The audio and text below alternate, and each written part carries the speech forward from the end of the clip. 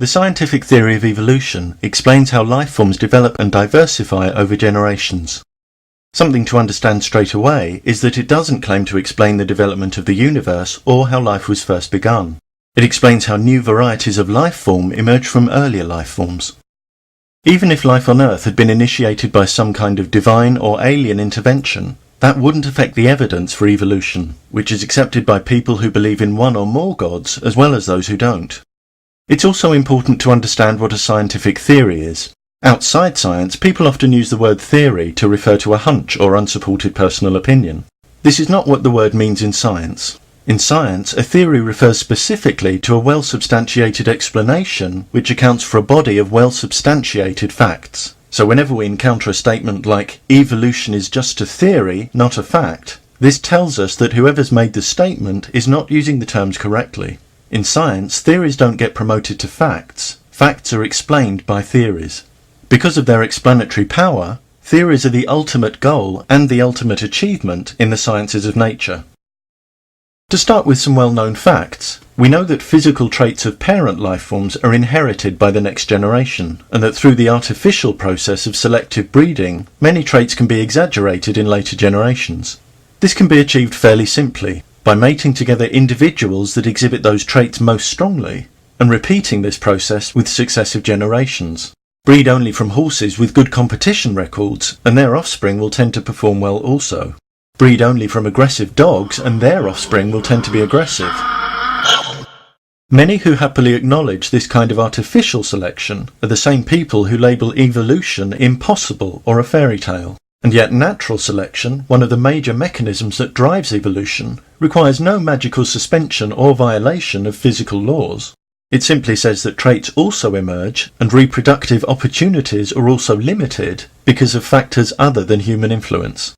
If a greyhound breeder selects only the fastest dogs for breeding stock, and in the wild only the fastest gazelles outrun their predators and survive to reproduce, then both nature and the greyhound breeder are favouring certain individuals for reproducing offspring and passing on their genetic information to the next generation.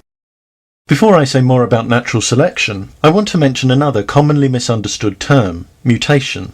Many think that when biologists talk about mutation, they're referring only to dramatic malformations like animals with extra limbs or heads, or far-fetched scenarios like dogs producing cats, or even morphing into cats. These are misconceptions. Mutations are simply changes in genetic variation within a population, brought about by insertions, deletions, and recombinations of the DNA sequence. But mutation isn't the only cause of variation, because it's not only the DNA sequence that's important to evolution. Epigenetic studies, for example, show that genes can be switched on or off, and that this genetic activation or inhibition can be inherited and expressed in later generations. Most variations are neutral and have no impact on an organism's survival, accumulating naturally over successive generations in what's known as genetic drift, the effects of which are far more noticeable in smaller populations. But a variation in colour, for example, could have a major impact. Take this insect. If genetic variation makes some of its offspring less conspicuous to predators, they'll have a greater chance of surviving and reproducing, and in the course of time, the insects with this variation may become more abundant within the population. If the variation makes other offspring more conspicuous to predators, they may not survive to reproduce, and the variation may vanish or become suppressed because of natural selection. Many who don't understand evolution try to discredit it by equating it with pure accident. But it's not pure accident that camouflage, hooves, petals, antennae, fins, wings, eyes and roots have evolved in the natural world. All these physical traits have served specific functions in contributing towards different organisms' reproductive success. And clearly if the organisms that exhibit these traits manage to reproduce, they perpetuate their genetic information, including the information for the traits, in the next generation. But it's not true that every single trait of a living organism must be advantageous. For example, traits that give no particular advantage can still be favoured if they're associated with other traits that do. When it comes to beneficial traits, there's no one-size-fits-all. Bulk may be a great advantage for a walrus wanting to dominate its rivals, but it would be a distinct disadvantage to a spider monkey that's adapted to a life of swinging nimbly through trees.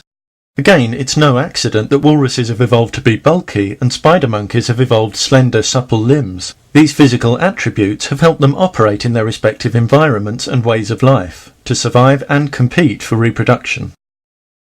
People who say that evolution is all about impossibly unlikely accidents and blind luck often like to claim that the probability of life forms evolving is the same as the probability of winning the jackpot on a one-armed bandit hundreds of times in a row. But miraculous accidents are the opposite of what evolution is about. If we're going to use the one-armed bandit analogy, then evolution presses the hold button on almost all symbols on every pull of the lever. Starting with a word, we only need to change one of its letters to turn it into a new word. Changing one letter from this word results in further new words. And if we carry on repeating the process, we can produce words that differ dramatically from the original. Dramatic change can be achieved one small step at a time. And this is what happens with evolution, except that with evolution, countless mostly minute changes have accumulated over millions of years. If members of a given species become geographically isolated from each other, each group may end up having to respond to very different environments and predators, and adapt to very different ways of gathering food. Any genetic variations will no longer be shared throughout the whole population, but only within each group. In this way, genetic drift and natural selection can lead to the emergence of two distinct populations, which after a given period of time are no longer related closely enough to interbreed. The theory of evolution doesn't say that organisms from one species population suddenly produce organisms from another. Dogs don't produce cats. Nor does it say that individual organisms change species. Individual apes don't morph into humans. While we're on the subject of apes and humans, there's a common misunderstanding about our evolutionary relationship with apes, revealed by the question, if humans evolved from apes, why are there still apes? Firstly, humans didn't evolve from the apes we see today. Humans and modern apes share a common ape-like ancestor different from both modern animals. But secondly, when one life form evolves into another, that doesn't mean the first life form has to stop existing. Take life form A, so well adapted to its environment that it changes very little from one generation to the next. But then part of the population spreads to a new environment, where it's poorly suited. Different survival pressures now lead generations of this separate population to change dramatically, while the changes in the first population remain barely noticeable. After many generations, population 1 still exists in more or less its original form, alongside the now very different population 2. It didn't have to die out or change at the same rate. The theory of evolution has never demanded the existence of animals with a crocodile's head and a duck's body. Even when there's evidence that one animal evolved directly from another, that doesn't mean the transitional forms must look like whole chunks of each animal stuck together. Evolution doesn't work by combining different species at random, and evolutionary scientists have never hunted for the crocoduck, the jellywolf, or the rhinopus. The theory of evolution tells us something very different. Nature doesn't reward just any random combination of features. Even highly specialized animals are being driven to extinction all the time. Nature rewards only whatever is efficient at reproducing itself. The crocoduck, invented to ridicule evolution, has instead become the symbol of bad arguments against evolution.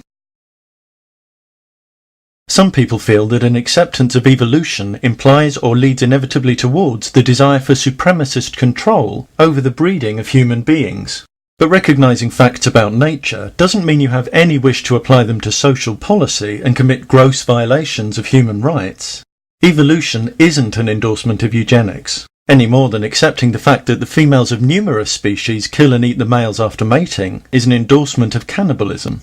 It's simply a recognition of reality. If someone tells you that the theory of evolution says any of the following, then they either simply misunderstand it, or they're deliberately misrepresenting it and trying to create confusion about science in the hope that this will lead to more support for their position. Either way, attempts to make evolution seem like a fairy tale by both the misinformed and the dishonest will continue to be exposed. The real fairy tale is the claim that evolution has anything whatsoever to do with dogs giving birth to cats, individual animals morphing into other species, or popping into existence through pure accident. If you speak to anyone who knows about and accepts evolution, you'll find that these ideas are as ridiculous to them as they are to the anti-evolutionist. Evolution is both a fact and a theory. It's a scientifically established fact that life evolved and continues to evolve, and the theory of evolution explains how it does so.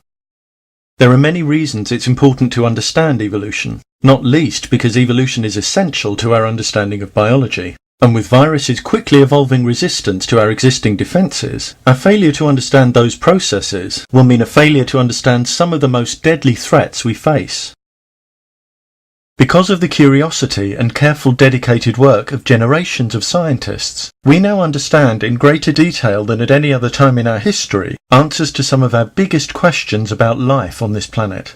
They are a key part of the scientific inheritance we are wise to pass on to new generations, who with an honest first-rate science education will in turn no doubt refine our education with their own outstanding insights.